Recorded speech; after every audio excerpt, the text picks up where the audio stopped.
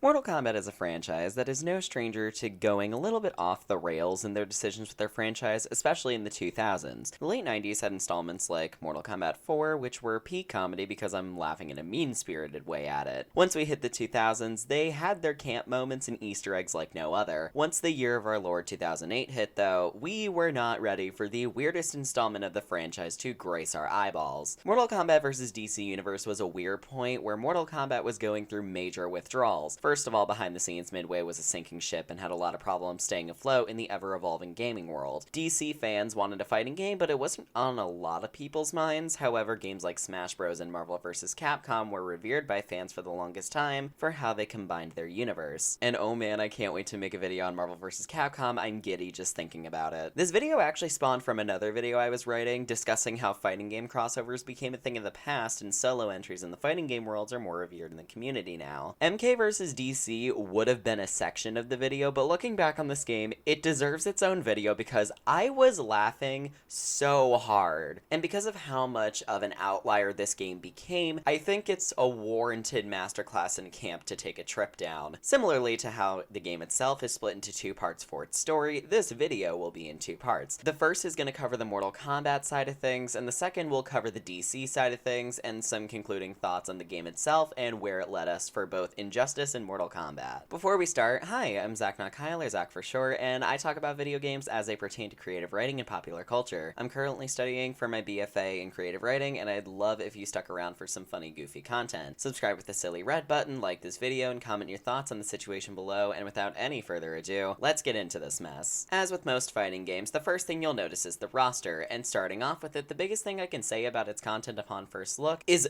it's very small. 20 isn't the worst for a standard fighting game roster, and over time those rosters have been shrinking, but it's only 10 characters per IP. For comparison's sake, Marvel vs. Capcom 3's roster had a total of 36 characters to its name as its base roster to start with, which gives them about 18 characters per side. That's almost the same amount of characters in the entire game. I won't pretend balancing fighting games is an easy thing to do though, as evidenced by newer fighting games reducing their roster sizes in an effort to create unique characters that would allow for individuality, but also keeping the balancing in check. However, Marvel vs. Capcom 3 came out in 2011, which is a whole 3 years after MK vs. DC. Also, 2 years prior, we had Mortal Kombat Armageddon, which had a 63 character roster, 62 if you're not a Wii player. I really don't think there was a reason for them to shrink the roster so much except for licensing issues and money. And if there's anything we know about Midway, it's that they really didn't have money in 2008. With a small roster to get through, it shouldn't take long to get the gist of what's going on with the red side of the roster, so let's go for it. The easiest 3 to get out of the way are Scorpion, Sub-Zero, and Raiden, and they were the given characters to work with. They were shoo-ins for the series. It's perfectly fine to have these 3 in the game. Go next. Sonya is fine for the most part. I think her outfit is nice, but it could do with some detail in the texturing of the outfit. Maybe having an emblem in the beret would have been cool. I think she's perfectly mid though, not much to complain about. Now Katana, please put more clothes on to cover your vital organs. I think having different cuts on the bodysuit would have been better for her overall. Changing that would make more sense, but considering the fact that this character was made by a game company with an unfortunate history of misogyny in a game genre with a unfortunate history of misogyny, I can't be surprised. Shang Tsung is my favorite character on this roster because of his story mode, and I quite like his costuming. One of the best for the entire roster. Not much to say here other than Yas Queen Skinny Legend Versace boost the house down, Slay Queen Hunty Mama and a Oop Daddy work. Charlie XCX snatch my way. Jax is boring in most of his iterations since his character models are almost always neutral and grayscale looking. This version of Jax is similar to those, but I would have loved for them to just bring out the camp of his purple 90s outfit, and that would have been interesting to see. Liu Kang is annoying as per usual, and his design is same old same old. He's giving off his usual anime protagonist vibes, and it's a good introductory outfit for him. Kano is Kano, but not really. While his outfit is giving, the problem I have here is that Kano in the MK story mode is basically non-existent, and it pisses me off a lot. It'd be great if he did something. Baraka has basically the same notes, honestly.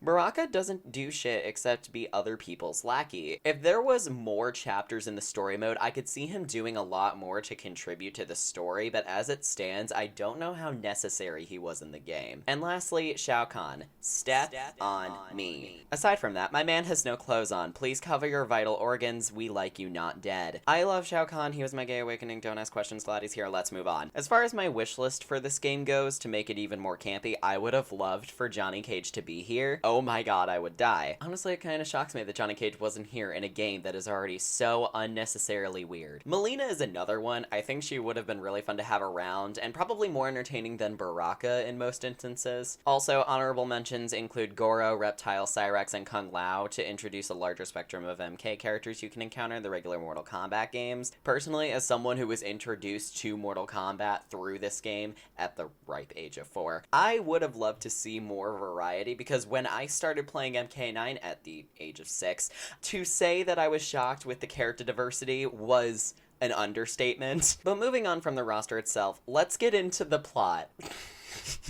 I forgot how fucking insane this is. I kind of forgot how absolutely batshit nutstown the plot is. I feel like someone was high in the writer's room while writing this script. Actually not, try the whole damn table. Time for a dramatic retelling of the story while acknowledging how absolutely hilarious it is. We'll start on the Mortal Kombat side. Funny thing to mention here is that you actually choose one of the 2 story modes to play through. Yes, both are very funny. No, they are not equal, because one of them has half of the cast messing around, and the other has Shang Tsung carrying the entire Mortal Kombat section because everything's taken too seriously, but we'll get to him later. On the Mortal Kombat side, we have Shao Kahn, step on me, and Quan Chi. I don't think there's anyone quite like Quan Chi in this game, and I think they ignored a Marvel vs. Capcom Infinite situation by not including Quan Chi. But in that case, why not just like throw in Harley Quinn or Killer Croc or literally anyone on DC to make this easier? I'm not too sure if this was a good thing to leave him out or not, but that's on a fighting game roster cutting room somewhere. Raiden and Shao Kahn talk about things. Shao Kahn is banished somewhere by floating in front of a portal while Raiden shoots lightning at him, and he's evacuated through said portal to an unknown location. Quan Chi is then presumably imprisoned in the Netherrealm in the funniest way possible, because my man literally stands there while Raiden walks over to him preparing to exile him to hell, when he could have just like moved. Again, if Quan Chi was a playable character and we actually got to fight against him as Raiden, that would be a lot easier than whatever this was. We must get mad at Scurry in person. Then we get to Chapter 1, Liu Kang. Him and Katana flirt? At least I think they do. I don't know what's happening here, but it's goofy, because the game is telling me that they're flirting, but no one does this. They begin to discuss off-screen matters regarding what happened to Shao Kahn and Quan Chi in the cutscene prior, before Liu Kang seeks to find the missing forces that Katana and him are looking for. They go to check for him by finding Sonya Blade and Sub-Zero respectively. We head out with Liu Kang into our first fight, where talking about our problems is not a concept to these two, so they fight. After the fight, Liu Kang predicts Scorpion's presence and shields his spear from Sub-Zero's head, and Sub-Zero does this. Again, turn your brain off, it's a lot more fun. Scorpion and Liu Kang fight, while Scorpion's face looks like this, and I'm dying inside. Then after the fight, Scorpion and Flash succumb to the rage, aka the part where I think the edibles kicked in the writer's room. In no way is this a good plot point, but a funny one it was. This is where I start giggling profusely, because we're only 6 minutes into my 2-hour-long personal ticket to What the Fuck land. Flash stands up, we get an ass shot, and Liu Kang mistakes Flash for Shang Tsung in the weirdest movements I've seen in a while. They fight, Flash is on the ground like this, and I got halfway through writing this sentence in my script and burst out laughing because I can't review this seriously. Liu Kang senses that Flash isn't from this world and brings him to his masters to check out this guy. He gets there, calls out for them, only to have the king of this timeline, Shang Tsung, say he murdered them all. Where? We can't show you. There's DC characters in this game, and it had to get a teen rating, so it's implied. Goofy fight animation from Shang Tsung. They fight. Shang Tsung is beaten, and Sonya calls Liu Kang asking about Sub-Zero. They talk about the different threat possibilities and that a new threat possibly coming for all of them. As Liu Kang attempts to analyze the aura of an unconscious Flash, cause he does that now, he is inflicted with the rage, and both he and Flash disappear, presumably leaving only an unconscious Shang Tsung at the scene, except he's nowhere on screen. Chapter end. What the frick do you want from me? I'm an anime woman! Chapter 2 goes to Sonya's perspective on these shenanigans. Oh man, it's weird. Sonya and Katana make contact and explain to each other their situations through teleporter. If explaining is what you call Katana not explaining her situation at all and give us a random reason to not be involved in the story for a bit, Sonya hangs up and Queen Catwoman arrives with the best opening line possible. But the destination is too erratic. I can't risk emerging in the wrong place. Or worse, bringing something here. It's a little late to be worrying about that. Immediately after asking for directions, Sonya locks down the entire portal site because talking about things is beyond anyone in this side of the story, and Catwoman gets her ass beat unjustly. Sonya says her security will deal with Catwoman for now, and she heads to where Liu Kang went missing. There's no sign of anyone because Shang Tsung definitely didn't kill all of Liu Kang's masters 2 fight scenes ago. You're hallucinating. Baraka jumps out of nowhere after Sonya explains the situation to Jax via weird calls, and they fight on site. Why? I don't know. We get the most awkward line delivery ever, and the fight ensues. Jax won't save you this time. After the fight, Sonya finds Baraka's appearance suspicious and goes to tell Raiden. While at Raiden's temple, Captain Marvel appears instead of Raiden. Sonya actually thinks that this is Flash. Mind you, Liu Kang and Sonya are not thinking of the same person, but Flash and Captain Marvel do have the same defining features, and a mix-up occurs. Captain Marvel says a grand total of 7 words, yes I counted, grogs around, screams, and the fight starts. There's no way a group of writers wrote this without thinking this was high camp. Sonya beats him and attempts to question Captain Marvel. Oops, she got punted by a green hand. That's right, it's Green Lantern who says this. Cap, what happened?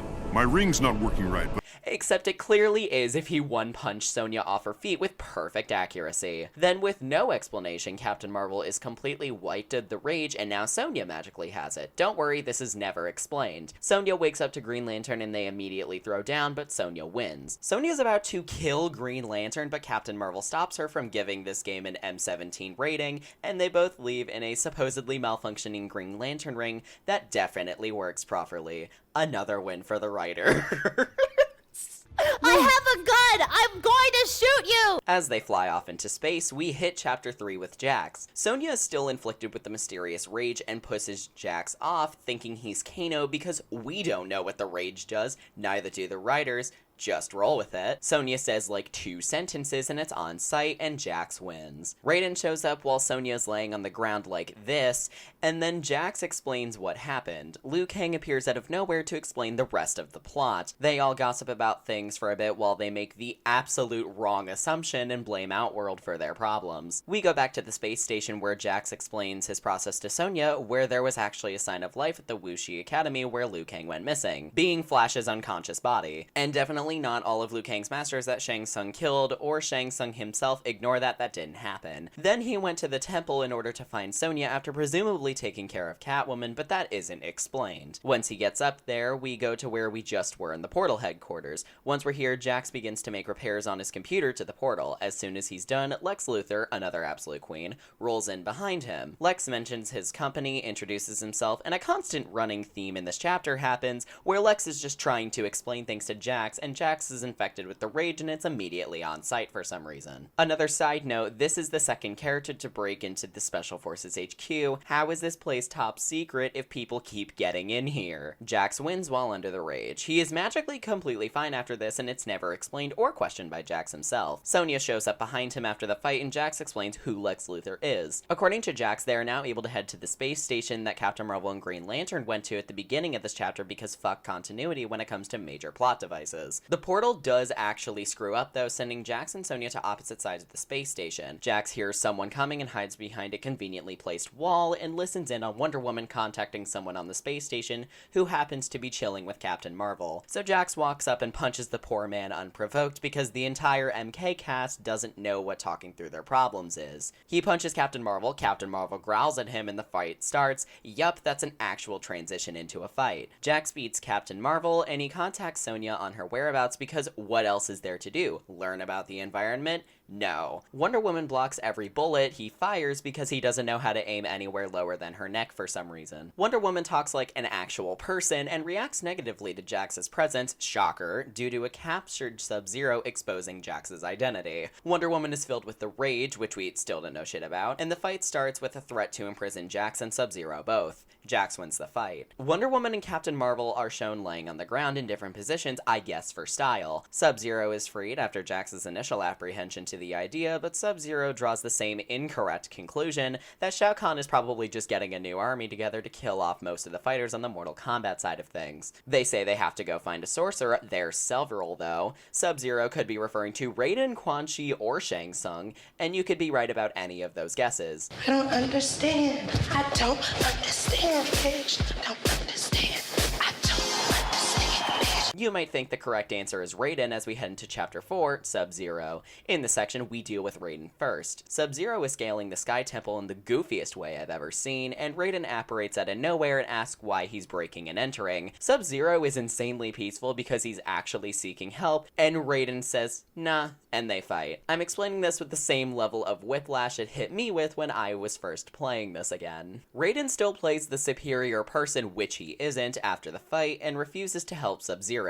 Interestingly enough, Raiden is not the sorcerer he's looking for. Sub-Zero is actually asking Raiden for the location of Quan Chi. Raiden is still hesitant and goes, hey, let's go to the rock formation that randomly appeared here during the merge. So they do. Raiden gives the location to Quan Chi's whereabouts while chilling in Captain Marvel's lair for some reason. Sub-Zero leaves and Raiden stays to ponder some rocks. Sub-Zero's hunt for Quan Chi is actually a scavenger hunt for wherever the hell Scorpion went. Fun fact, this isn't shown in the Mortal Kombat side of things, but he was sent to Gotham City where the stuff with Flash happened a few chapters ago with Liu Kang. Here, he encounters Deathstroke. They actually do talk through their problems, but end up fighting due to each other's suspicions of being enemies of each other at the moment. So much of the conflicts would make so much more sense in this game if the interaction between Deathstroke and Sub-Zero was actually the standard. Sub-Zero wins and continues hunting for Scorpion, whose nether sense leads to Batman's lair. He enters and still senses Scorpion, which, side note, why does no one have proper security anywhere? First the Special Forces, then the space station, then the Batcave. Like, does no one know what a bodyguard is? Anyway, Batman shows up. Sub-Zero freezes his hand, he smash ground, throw Batarang, Batman have rage, fight time, Sub-Zero wins. As soon as the fight ends with no warning, a giant orange portal shows up and grabs Sub-Zero with Scorpion's spear and pulls him in, and it looks so funny.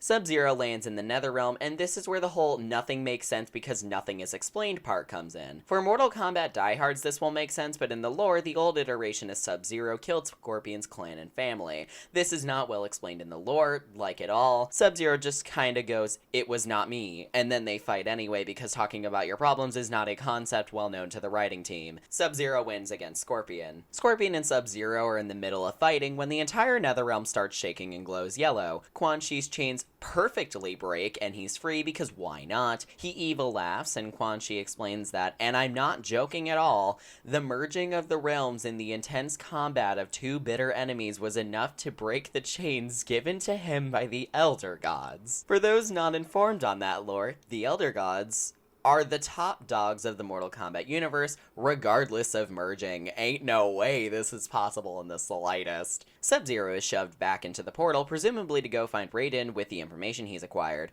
Scorpion is sent by Quan Chi to go search for Katana because reasons? I'm ready to judge you very harshly because you guys are gonna fucking suck. So we enter Chapter 5, Scorpion. He spawns into an area of Gotham and is met by the Joker being the clown that he is and not taking any of Scorpion's questions seriously. He also makes a not at all gay joke, and Scorpion walks away. The princess. Where is she? Princess? Didn't I kill the last guy that called me that? So Joker hits him with a boxing glove. Scorpion is mad and they fight. Scorpion wins. After the fight, Scorpion stares at the Joker on the ground and then teleports away while not saying anything. Then out of nowhere, Lex Luthor shows up and goes, hey, wanna do a thing? I have some recruits. Joker laughs, end scene. Yup. We then move to Scorpion's next search location for Katana because the story mode is basically just a bunch of the characters chasing each other around the universe and never finding each other until the last or second to last fight of their chapters. He lands in a fused landscape of the Netherrealm and the Mascara. He runs into Wonder Woman and the constant theme of the DC characters literally trying to talk through their problems and the Mortal Kombat characters showing intense pushback and immediately resorting to fighting is still going strong. Wonder Woman is pretty justifiably thrown off by Scorpion just immediately trying to kill her with no warning. She leans back like he has bad breath and the fight starts. It ends with the Scorpion victory. Scorpion looks at Wonder Woman's questionably posed unconscious body and says, the princess is not here. Except we already knew that from the entirety of the time he's been here. He vanishes and ends up in Metropolis where Superman asks if he needs help. Scorpion punts Superman through a car for telling him to get to safety because what even is this dialogue anymore? Scorpion initiates a fight and he wins it. The more I go through this, the more I firmly believe the game is a parody of itself. Superman gets up in the fight and walks in Scorpion's direction, and he's kicked like a WWE wrestler and flown with the same aerodynamics of a basketball.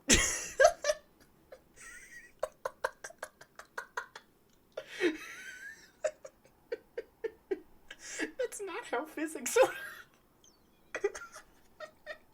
Right after this, Katana shows up right behind Scorpion, meaning Scorpion was right to assume that Katana was here. She makes the closest thing to a relatively believable statement and uses the rage for good, which makes no sense, but thinks that she has to kill Scorpion so that the actual villain of this game, Dark Han, has less forces to work with. Katana does lose this fight, though. After the fight, Katana is put in a chokehold by Scorpion, and Quan Chi, Baraka, and Shang Tsung arrive on the scene. Quan Chi takes control of Katana's mind and sees Captain Marvel flying through Metropolis. He tells Shang Tsung, Scorpion, and Baraka to go kill Captain Marvel in the Netherrealm because reasons, and when we get to Captain Marvel's section in the DC side of things in part 2, they don't succeed, but it's very funny to watch. Quan Chi takes Katana to do God knows what, and tells them to rendezvous at Raiden's temple once they're done to finally deal with the enemy. Sometime later, we end up at the temple. Quan Chi spawns into an argument happening between Raiden, Liu Kang, and Sub-Zero over Scorpion's whereabouts, and Raiden says something about betraying his trust for keeping him alive when that's definitely not what the stipulations were. Quan Chi brings Katana over and shows Raiden that Katana is still afflicted with the rage,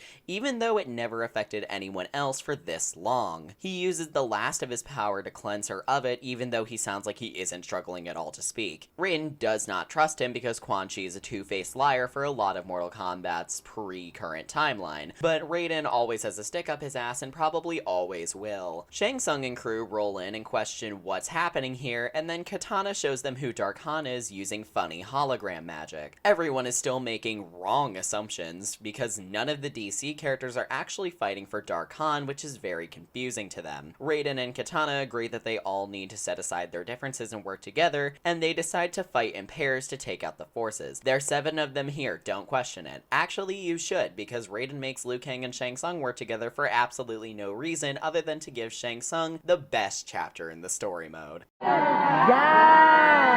Yes, Gaga, you look so good! Chapter 6 time. This is my favorite chapter because Shang Tsung is a girl boss. He and Liu Kang arrive in Superman's lair, and Shang Tsung cuts off Liu Kang from his telecom because someone had to. Almost right after they arrive, Superman and Green Lantern have gone aboard the Let's Not Talk About Our Issues and Save Some Screen Time brigade and are ready to throw down, as are Shang and Liu Kang. He beats Superman, and Liu Kang knocks out Green Lantern as well. Shang Tsung makes the best callback in the game to when he killed all of Liu Kang's masters off by being a snarky queen, and Liu Kang gains the rage. It's immediately on site, but Shang Tsung asks what stopped Liu Kang from killing him earlier, which is an insanely valuable question. He doesn't answer because Shang Tsung is entirely right, and this question was probably just put in there by one of the Midway writers to question why this game couldn't get an M17 rating. And then he beats Liu Kang's ass to his knees. Liu Kang wonders how he lost, and Shang Tsung reveals he's actually been gaining power from the merging of the realms. He's about to kill Liu Kang, and Green Lantern actually helps him finish the job. Shang Tsung gets pissed off because Green Lantern stole his girl boss moment, so he beats the daylights out of Green Lantern because karma's a bitch. Liu Kang is magically fine now, and we get the most iconic Shang Tsung roast in the entire game so far. You defended me. It was not something which I enjoyed.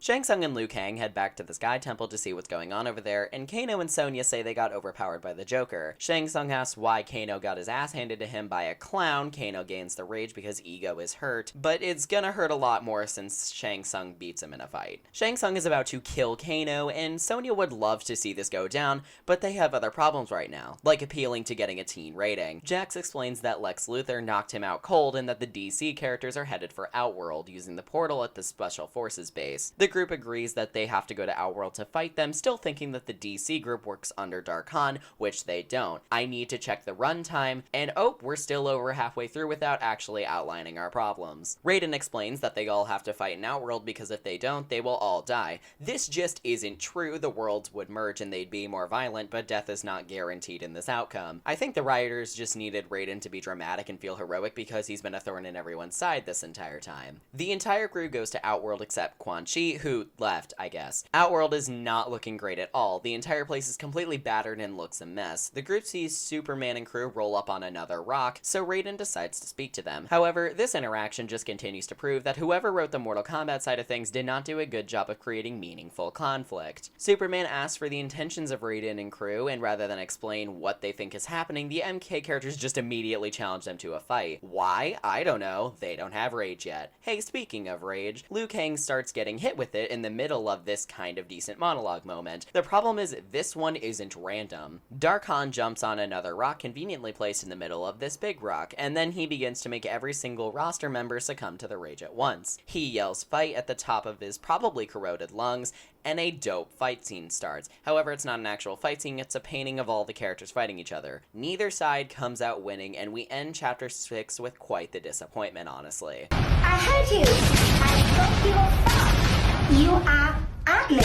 Going into Chapter 7, Darkhan is relishing in the fighting and flees to his castle. Shang Tsung is ready to go after him, and Raiden is not having it. Raiden is still under the rage while Shang is not, and it's quite clear that Raiden should have never been the final person standing. Shang Tsung is carrying this story, and Raiden keeps screwing it up. I hate it here. Wow, it's almost like that's a parallel for another game. Hey, wait a minute! Raiden beats Shang Tsung in a fight while I bang my head into the wall. KANG is actually correct in his decision making and tries to stop this before it goes too far and gives this game an M17 rating, and Raiden kills Shang Tsung completely unjustly. Raiden is still inflicted with the rage and tries to murder KANG for having rational decision making. He begins a fight in one of the weirdest ways possible and unfortunately wins it. He's about to kill KANG while Shang Tsung becomes the Mortal Kombat commentator, and then the rage leaves him. Raiden is genuinely disgusted with his actions, as he should be, and insists on fighting Darkhan alone because reasons. He leaves and Shang Tsung stares at the sky for shits and giggles. Raiden ends up in the temple and is hit with the rage again. He hallucinates seeing Darkhan and walks towards him ready to fight, but Superman is on the other side of the hallucination. This is where the story is basically the same for both sides. Raiden wins against Superman here. Raiden and Superman are still fighting each other,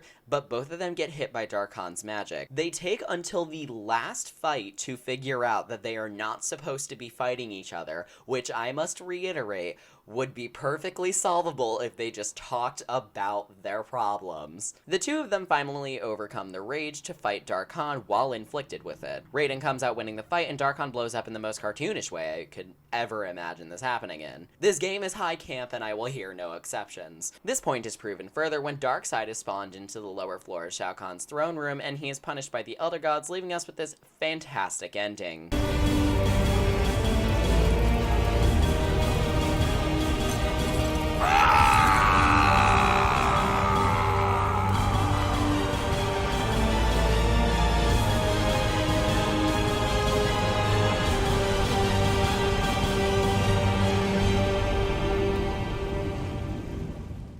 Like, it's perfect. No notes. And that's the end of the Mortal Kombat run. Now, if the Mortal Kombat and DC Universe sides of the story are both happening at the same time, why didn't I review the story in one piece? The answer to that is because you aren't given the information all at once and it's split in half. We are going to pretend that you played through MK versus DC in title order, and DC is your second playthrough. Got it? Great. So now we go into how I think the story should be improved. First of all, 3 of the 10 characters did not get story modes. Also, Shao Kahn didn't either, but I'm willing to excuse that since he was fused into Darkhan's conscience during the entire story mode, minus the very beginning. Kano, Baraka, and Kitana should have had story mode sections. The runtime justifies it, and something tells me that one of 2 things happened. They either weren't interesting enough to warrant their own story modes, or their story modes were cut for budgetary reasons. I only doubt this because of how much money Midway probably saved by keeping the roster small, so they might have just not been able to get an interesting plot out of the limited roster they were working with. Kitana, at the very least, should have had one. Her entire revelation on Darkhan's existence would have been amazing to watch and added a level of depth to the story where someone actually knows what's going on. How did Kitana feel after uncovering the big secret before anyone else did?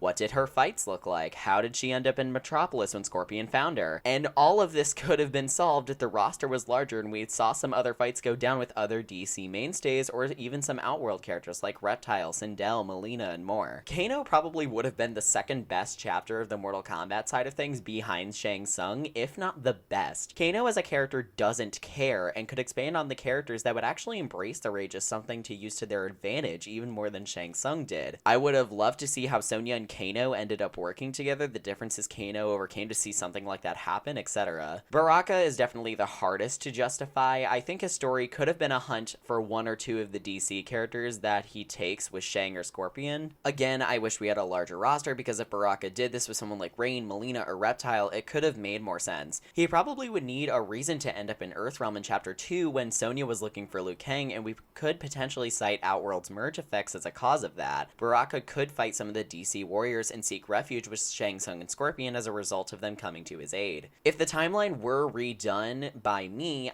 I think it should go like this. Chapter 1 should actually be Baraka. Outworld and Edenia seem to have been the first affected by the rage and the merging, so Kitana and Baraka could end up in some form of alliance here and seek refuge in Earthrealm against all odds. However, they split who they take refuge with. Baraka ends up with Shang Tsung and crew, while Kitana heads for Liu Kang, which segues into Chapter 2, which is Liu Kang. I think it makes the most sense and begins to explain how the rage affects someone who is of large presence in MK. Chapter 3 being Sonya makes chronological sense here, but I would change her story to be a chase of Kano, which leads her to the Sky Temple. Chapter 4 would be Jax, and this is barely changed. Chapter 5 would be Sub-Zero again, since this chapter felt unimportant and more filler-esque, but could begin to establish Kitana and Sub-Zero beginning a form of allyship. Chapter 6 would be Kitana, where she actually goes to Outworld to find what is happening, and she would eventually succumb to the rage and end up in Metropolis. Chapter 7 would be Scorpion and his hunt to find Kitana, not much changes here. Chapter 8 would be Kano, and I think that would be interesting to see his and Sonya's working relationship here while they run through Gotham to take out characters like Joker, Catwoman, and maybe Deathstroke or Flash. Chapter 9 would be Shang Tsung, nothing changes, Shang Tsung slayed and absolutely carried. And Chapter 10 would end with Raiden capping off the story. Regardless though, an alternating timeline between the MK and DC characters would have been better for the story overall. But with all of that out of the way, I will leave you guys here until Part 2 comes out, where we go to the DC side of things with the roster and the story. I'll also bring up some of the other things like the teen rating, the shutdown of Midway following this, and how Mortal Kombat 9 would eventually get its home in NetherRealm Studios. And with that, I think that's going to be it for today's video. Make sure you go ahead and drop a like, maybe drop a comment. Who was your favorite character from this version of Mortal Kombat? Did you have a least favorite that you really want to talk about? Was there people you wanted to see in the story? Were there events you wanted to see in the story? Brawls you wanted to see? Let me know in the comments below. But with all that out of the way, I'm gonna go play through the entire DC version of this story and try not to laugh my ass off the entire time. Bye, sis.